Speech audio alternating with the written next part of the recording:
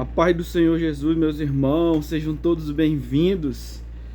Nesse momento aqui nós iremos dar continuidade ao nosso estudo bíblico. Hoje nós estudaremos Evangelho de Lucas, capítulo 12. Amém? Prepare seu papel e caneta aí, façam suas anotações daquilo que fizer sentido para você, daquilo que mais lhe chamar a atenção. Irmãos, eu quero também aqui enfatizar a todos vocês, agradecer aos irmãos aí que estão acompanhando a oração pela madrugada, né? Tá sendo uma bênção, tá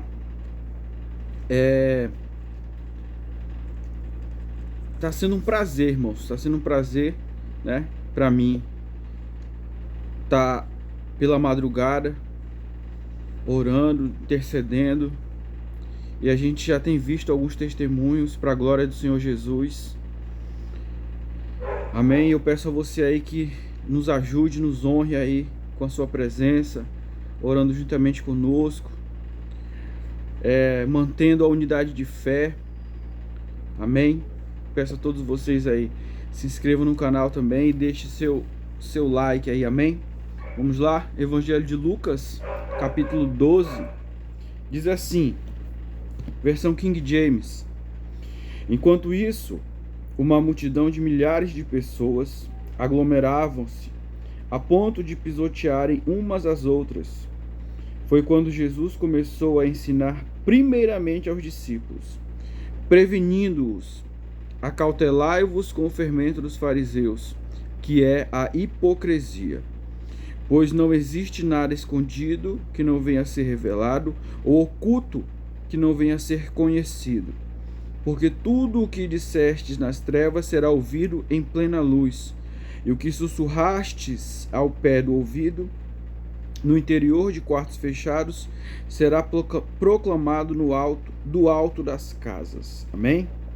Então aqui, a gente já começa destacando aqui, é muito interessante essa parte aqui, onde a Bíblia já começa dizendo que o Senhor Jesus, ele priorizou ensinar os seus discípulos. Priorizou ensinar a seus discípulos. O que a gente entende aqui? Que a intimidade produz conhecimento. Que a intimidade produz revelação. Nós precisamos nos aproximar de Deus para que Deus sempre esteja nos direcionando acerca de decisões, de atitudes que nós precisamos tomar. Porque aqui, olha o que a Bíblia diz: ensinou primeiramente aos seus discípulos.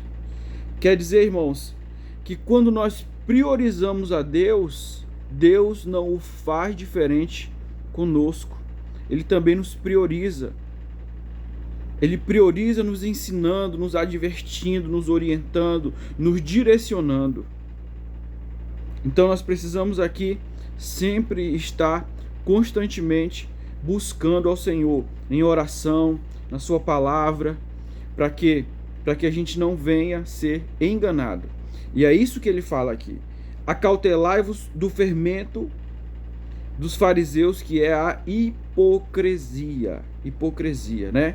Quer dizer, a pessoa, ela ensina uma coisa, ela prega algo, e no seu comportamento no dia a dia é totalmente o oposto daquilo que ela prega, né? Não existe sintonia entre as suas palavras e as suas atitudes. Esses são os hipócritas, né? Verso 4 diz aqui: eu vos afirmo, meus amigos, não temais os que podem matar o corpo, todavia, além disso, nada mais conseguem fazer. Contudo, eu vos revelarei a quem deveis temer. Temei aquele que, depois de matar o corpo, tem poder para lançar a alma no inferno. Sim, eu vos afirmo, a esse deveis temer. A esse deveis temer. Isso aqui, vamos até aqui, verso 5. Então Jesus aqui, ele alerta, né? A gente não deve temer aqueles que podem matar apenas o corpo. ou seja, aqueles que fazem algum tipo de mal. Ou, vamos ampliar aqui um pouco, que é bem interessante. A gente não deve temer as coisas desse mundo. Deve existir um temor da nossa parte, né? E esse temor, ele é no sentido de reverência. Temor a quem? Ao próprio Deus, ao Senhor Jesus. Ele sim nós devemos temer. Por quê, pastor? Porque a gente vive num tempo, irmãos, onde as pessoas elas estão tomadas pelo medo. E quando fala assim, medo, não apenas medo, mas elas estão apavoradas. Por quê? Quando a pessoa é tomada pelo medo, pelo pavor, a pessoa não consegue raciocinar. A pessoa ela abdica das suas faculdades mentais. Você pode observar que isso aconteceu muito assim que iniciou a pandemia. As pessoas, pelo temor, pelo medo de morrer, o que aconteceu? Muitas pessoas se desfizeram dos seus bens, muitas pessoas, entraram em depressão, crises de ansiedade. Foi o que mais nós ouvimos falar durante esse período da pandemia, né? Mas aí Jesus ele vem e fala, não, vocês não devem temer aquele que mata só o corpo, mas deve temer aquele que mata o corpo e lança a alma no inferno, né? Então isso aqui é uma palavra de quê? De confiança. Uma palavra de confiança. Porque o nosso corpo, né, como diz a física, essa porção limitada de matéria, um dia ele vai voltar para onde ele veio. Mas o nosso espírito ele estará eternamente, né? Nosso espírito com o corpo glorificado, né? Melhor dizendo, estará eternamente com o Senhor. Amém? Vamos continuar aqui. Verso 6. Não se costuma vender 5 pardais por 2 pequenas moedas. Entretanto, nenhum deles deixa de receber o cuidado de Deus. Portanto, até os fios da vossa cabeça estão todos contados. Não temais, valeis muito mais do que milhares de pardais. Qual é a ideia que a Bíblia nos passa aqui? Que o Senhor Jesus nos passa aqui? Que Ele se importa com as coisas pequenas, com as mínimas coisas. Ele dá importância, sim, para as mínimas coisas. Por mais que haja algum tipo de desprezo ou rejeição da nossa parte a respeito de pequenas coisas, mas o Senhor Jesus ele não é assim. Tanto é que ele cita aqui uma transação financeira de algo de algo pequeno. De algo pequeno. Pastor, me dá um exemplo melhor disso aí que o senhor quer falar. Vamos lá? Deus, ele se importa, meus irmãos, com as suas dores. Ele se importa muitas vezes aquilo que você carrega dentro de você, que você não compartilha com ninguém.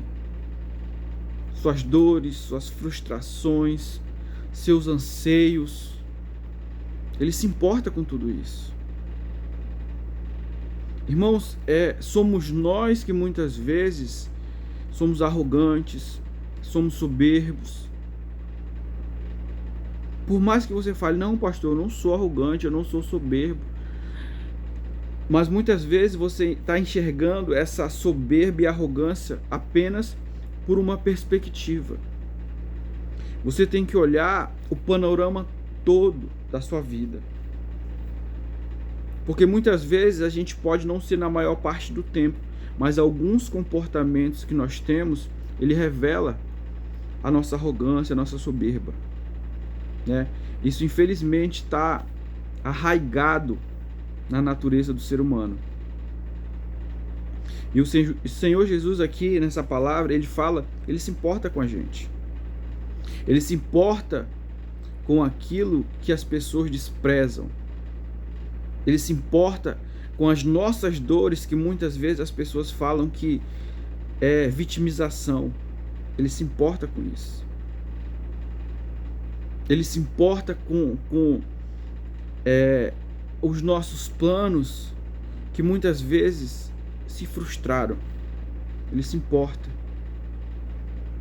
Ele se importa com tudo isso, né? Nós temos um Deus que ele está constantemente se importando com todos nós. Se assim não fosse, nós já estaríamos perecendo, né? Padecendo muito. Verso 8: Digo-vos, mas todo aquele que me confessar diante das pessoas, também o Filho do Homem o confessará diante dos anjos de Deus. No entanto, o que me negar diante dos homens será negado diante dos anjos de Deus. Todo aquele que disser uma palavra contra o Filho do Homem será perdoado, mas quem blasfemar contra o Espírito Santo jamais receberá perdão. Aqui fala a respeito do testemunho de fé, né? Aquele que confessar o Senhor Jesus diante dos homens, né? O Senhor também confessará diante de Deus. E é muito importante que esse confessar, ele não se traduz apenas em palavras, mas em atitudes, testemunhos que indiquem, que nos denunciem como cristãos, né?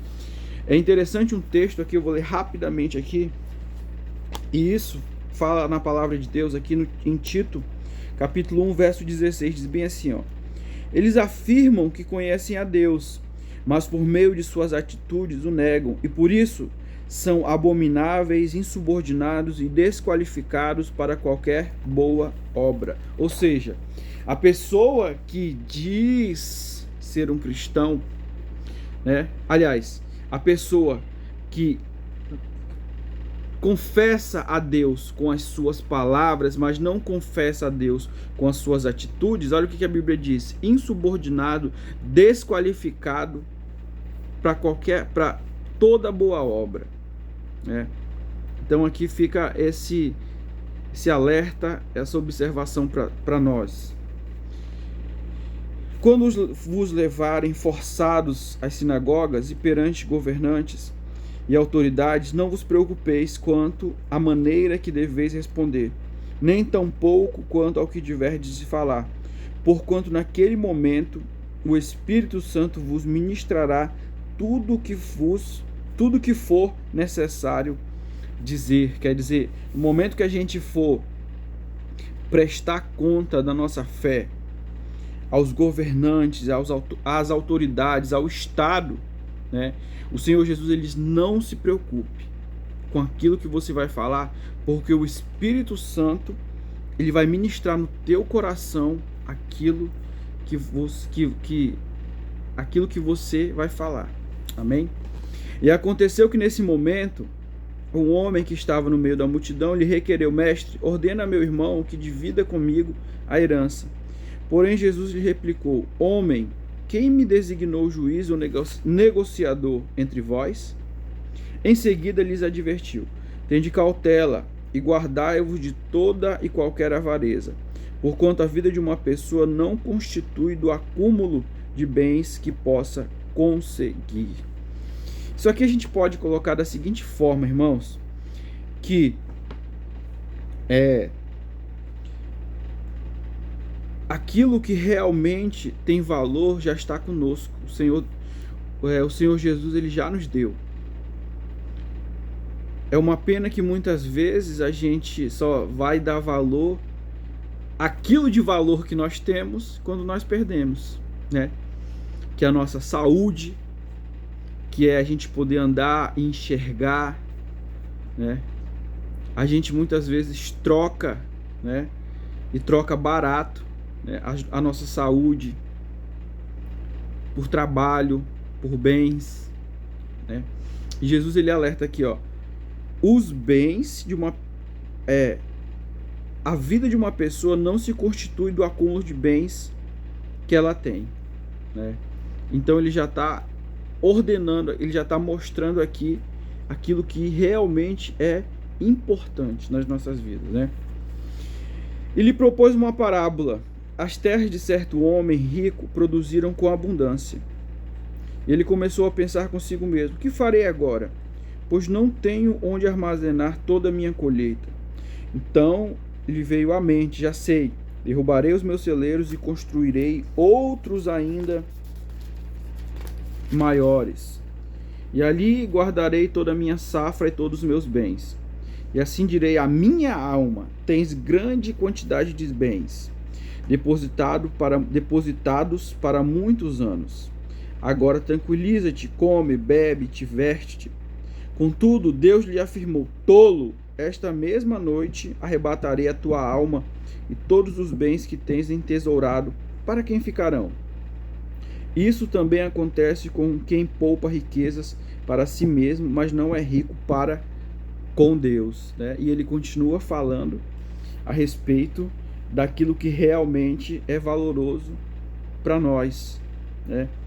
Irmãos, eu acredito que como cristãos, a nossa preocupação e ocupação, ela deve ser em construir um legado para a nossa família e não apenas uma herança. Um legado na nossa família, na comunidade cristã que a gente participa, na igreja, sabe? Eu sei, irmãos, né? Todos nós queremos, irmãos, uma vida de conforto, uma vida onde a gente possa desfrutar, onde a gente possa sair finais de semana, ir a um shopping, a um restaurante, viajar, né? Acredito que todas as pessoas emocionalmente saudáveis, ela gosta disso, ela almeja isso. E aqui não é isso que é pecado que Jesus está falando. O pecado é o acúmulo, né? É a ganância, né? A Bíblia diz que o dinheiro em si ele não é mal, o que é mal é o amor ao dinheiro, como diz 1 Timóteo 6, a partir do verso 10, né? Então a gente aprende isso aqui com o Senhor Jesus, que o importante é ser rico para com Deus, ou seja, aquilo que nós produzimos na obra do Senhor. Então, dirigindo-se aos discípulos, Jesus os exortou: portanto, vos afirmo, não andeis preocupados com a vossa própria vida, quanto ao que haveis de comer, nem muito menos com o vosso corpo, quanto ao que haveis de vestir. Porquanto a vida é mais preciosa do que o alimento, e o corpo mais importante do que as roupas. Isso aqui, irmãos, ele continua, sabe, falando, nos orientando a respeito daquilo que realmente tem valor. E aí, aqui eu exponho aqui algo bem particular meu, sabe? Eu não gosto, irmãos, assim, Efigênio, pastor Efigênio, particularmente eu não gosto e eu discordo desse discurso, vamos dizer assim, de murmurador, esse discurso murmurador: ai, tudo está muito difícil, as coisas estão muito difíceis para todo mundo, sabe? Porque, irmãos, como eu falei agora há pouco, o mais importante a gente já tem. De nada adianta, irmãos, se a gente ser financeiramente, tá bem suprido financeiramente, se nós não temos saúde, se a gente está prostrado em cima de uma cama, sabe? A gente realmente vê que de nada adianta, nada importa. Quantas pessoas nesse momento elas trocariam tudo que ela tem, sabe, para ter uma família saudável, para ter saúde, para conseguir andar? Quantas pessoas nesse momento existe que você conhece que muitas vezes estão nessa situação? É como eu falei agora há pouco, é uma pena que as pessoas só vão enxergar aquilo que realmente tem valor quando existe perda. Quando existe uma perda. Não dão valor à sua saúde, não dão valor a poder andar, a poder enxergar, sabe? A poder respirar. A essas pequenas coisas, sabe? A gratidão, irmãos, não é: ai, Senhor, muito obrigado. Não. A gratidão não é manifesta em palavras. A gratidão é manifesta em atitude. Se eu sou grato ao Senhor, eu vou servir ao Senhor de alguma forma. Eu vou colocar a minha vida à disposição do Senhor de alguma forma. Por quê? Porque eu sou grato a Deus pelo que Ele me deu, pela oportunidade que Ele me deu. sabe? Pela saúde que Ele me deu, por tudo que Ele me deu. É assim que nós somos gratos. É muito fácil. Eu agradeço ao Senhor todo dia eu oro e agradeço ao Senhor. É insuficiente. É insuficiente, é incompleto. Observai os corvos, os quais não semeiam, nem ceifam, não possuem armazéns nem celeiros. Contudo, Deus os alimenta. Quanto mais valeis vós do que as aves. Quem de vós, por mais ansioso que possa estar, é capaz de prolongar por um pouco que seja a duração da sua vida? Considerando que vós não podeis fazer nada em relação às pequenas coisas da vida, por que vos preocupais com todas as outras? Olhai as flores do campo, elas não fiam nem tecem. Eu, todavia, vos asseguro que nem mesmo Salomão, em todo o seu resplendor, pôde se vestir como uma delas. Ora, se Deus veste assim uma simples erva do campo, que hoje vive e amanhã é lançada ao fogo, muito mais dará a vós, vestindo-vos de glória, homens fracos na fé. Não procurareis, pois, ansiosamente o que haver de comer ou beber, não empenhais o vosso coração nessas preocupações, porquanto o mundo pagão é que peleja por essas coisas. Entretanto, o vosso Pai sabe perfeitamente o que necessitais. Buscai, pois, em primeiro lugar o reino de Deus, e todas as demais coisas vos serão providenciadas. Nada temais, pequeno rebanho, pois de bom grado o Pai vos concedeu o seu reino. Vendei os vossos bens, ajudai os que não têm recursos, fazei para vós outros bolsos que não se gastem com o passar do tempo. Tesouro acumulado nos céus, que jamais se acaba, onde o ladrão algum se aproxima e nenhuma traça o poderá corroer. Por isso, onde estiverem os vossos bens mais preciosos, certamente aí também estará o vosso coração. Olha que sensacional aqui, né? A palavra de Deus é extraordinária, irmãos. Ele mostra aqui, Jesus, ele expõe a criação e ele diz que ele se responsabiliza por aquilo que ele criou, né? Deixa eu te fazer uma pergunta: o Senhor, ele te criou? Então por que tu está preocupado? Ele se responsabiliza por você. É isso que ele está nos dizendo hoje. Ele se responsabiliza por mim e por você. Não deixe o teu coração ansioso por isso, por essas coisas. Porque ele expõe a criação e nos mostra que nós somos a coroa da criação. Amém? Estejais pronto para servir e conservai acesas as vossas candeias. Sede vós semelhante aos servos, quando esperam seu senhor, voltam de um banquete de casamento, para que assim que chegar e anunciar-se, possais abrir-lhe a porta sem demora. Feliz aqueles servos a quem o Senhor, quando vier, os encontre vigilantes. Com toda certeza vos asseguro que ele se vestirá para o servir. Fará que se reclinem ao redor da mesa e pessoalmente irá ao encontro deles para servi-los. Ainda que ele chegue durante a alta noite ou ao raiar do dia, bem-aventurados os servos que o Senhor encontrar preparados. Compreendei isto. Se o pai de família soubesse a que hora havia de vir o assaltante, não permitiria que sua casa fosse invadida. Ficai também vós alertas, pois o Filho do Homem virá no momento em que menos o esperais. Então aqui, irmãos, é muito interessante que no verso 37 ele diz aqui,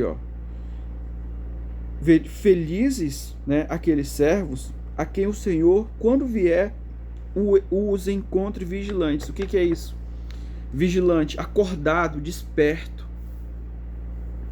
E como eu comentei na oração da madrugada, né?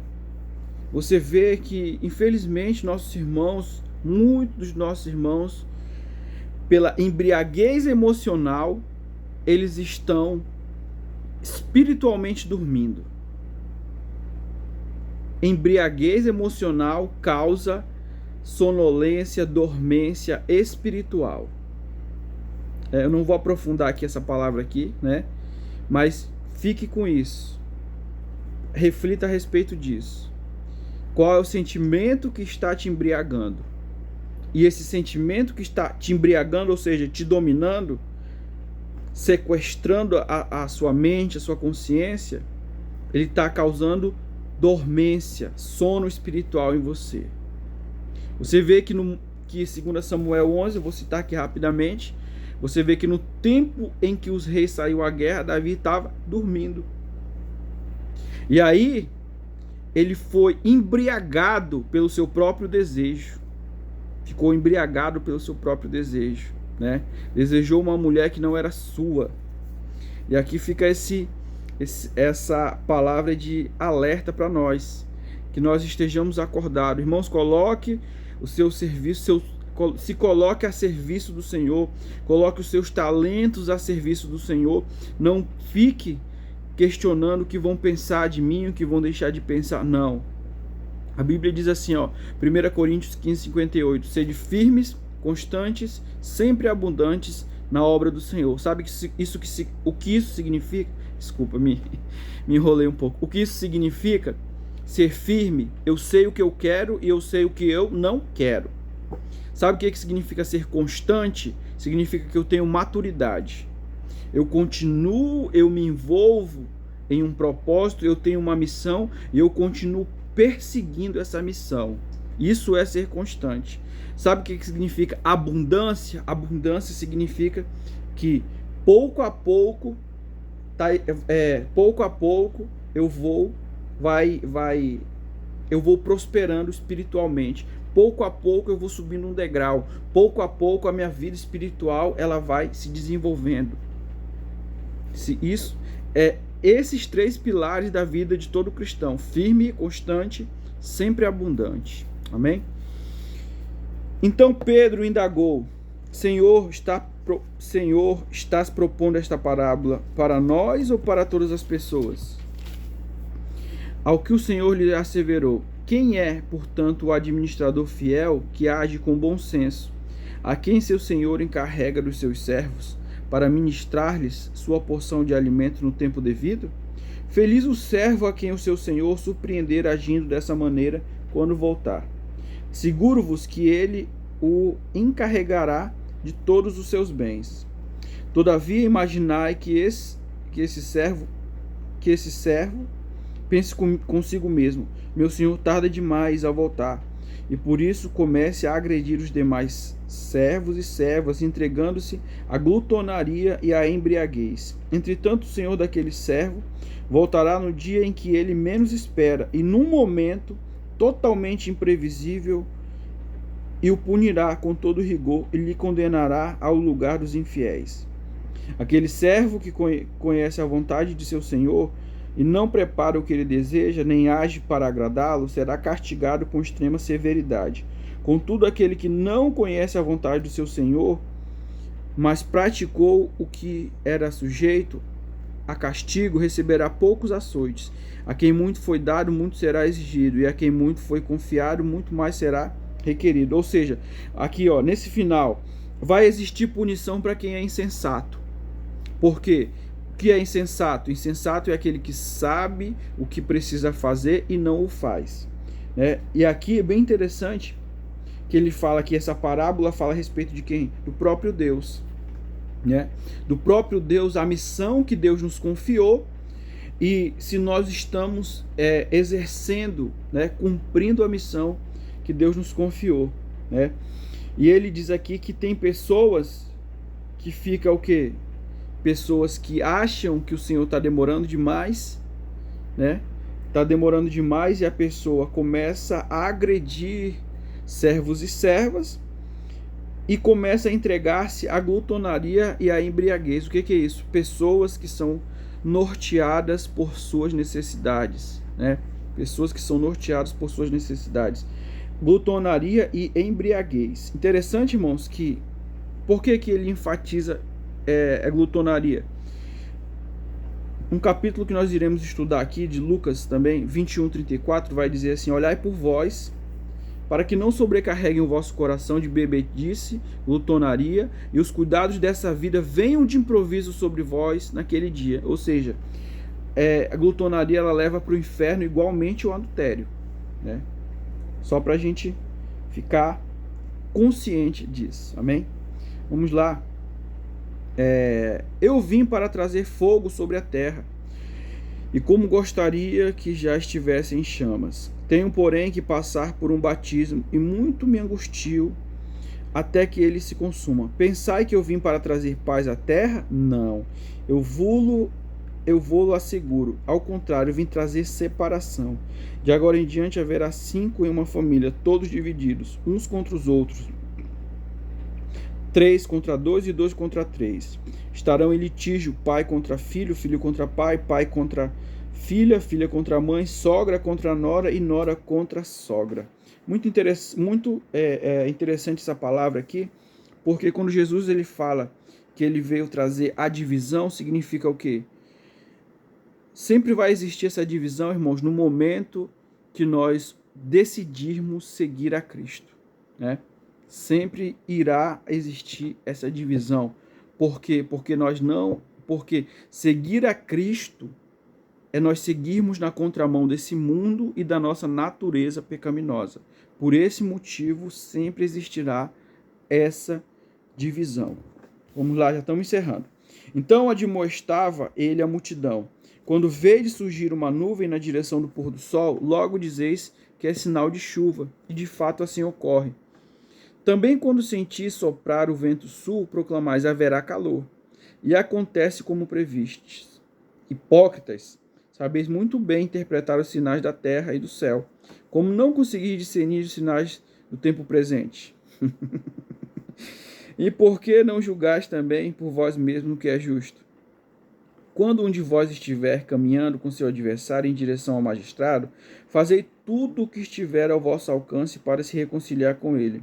Isso para que ele não vos conduza ao juiz, o juiz vos entregue ao oficial de justiça, e o oficial de justiça vos jogue no cárcere. Eu vos asseguro que não saireis da prisão enquanto não pagardes o último centavo devido. Então mostra aqui, o que Jesus está falando aqui? Do verso 54 a 56, ele está falando a respeito do sinal dos fins dos tempos. Por quê? Porque ele usa como exemplo, olha, quando vocês veem, a nuvem em direção ao pôr do sol, vocês dizem que é chuva. E quando você vê o vento sul soprar, vocês falam que é calor. Ou seja, os sinais da vinda do Senhor, eles estarão diante dos nossos olhos. Eles estarão diante dos nossos olhos. Não vai ser, algo invisível, né? Algo difícil de discernir, difícil de entender. Muito pelo contrário. O Senhor Jesus, ele diz, né? Em outras palavras, vai estar diante dos seus olhos. Estarão diante dos seus olhos, né? E ele alerta, né? Ele fala isso, e também, por que ele diz aqui, ó? Ele usa esse exemplo aqui, olha, quando você e a pessoa que você se desentendeu estiver indo em direção ao magistrado, busque a reconciliação. Por quê? Ele está enfatizando aqui a respeito de nós vivermos em paz com todos. O apóstolo Paulo vai dizer exatamente isso. Enquanto depender de vós, tende paz com todos. Por quê? Porque a paz, ela significa a presença de Deus sobre as nossas vidas. Amém? Vamos orar aqui nesse momento. Nós encerramos capítulo 12 de Lucas. Amém? Soberano Deus e eterno Pai, Senhor, te rendo graças nesse momento, Jesus. Te rendo graças por cada um dos meus irmãos, por cada inscrito, por cada um que tem, meu Deus, orado conosco, Pai. Deus santo e bendito, nos ajuda a cada dia, meu Deus, estarmos debaixo da Tua vontade, Senhor. Estarmos no centro da Tua vontade, Senhor. Que as nossas petições, sim, estejam debaixo da Tua vontade, Senhor. Deus amado e bendito, que o Senhor venha abençoar, meu Deus, cada um dos meus irmãos que me ouvem, cada um que tem visualizado, Senhor. Que Teu Espírito Santo, meu Deus, venha dar sede ao Teu povo da Tua palavra, Senhor. Porque a Tua própria palavra diz em Amós 8, Senhor, que haverá um dia em que as pessoas terão fome e sede, mas não é fome de pão e nem sede de água, mas sim da tua palavra, Senhor. Deus, que nós venhamos nos saciar, meu Deus, enquanto é tempo, Senhor. Que nós não sejamos essas pessoas, Senhor, mas que nós tenhamos prazer na tua palavra, que teu Espírito Santo continue agindo sobre as nossas vidas, para a glória do nome de Jesus. Amém e amém. Deus abençoe a todos, fiquem todos com Deus, se inscreva, curta, compartilhe aí, nos acompanhe, amém? Deus abençoe a todos. E hoje, nessa madrugada, tem oração, amém? Deus abençoe a todos.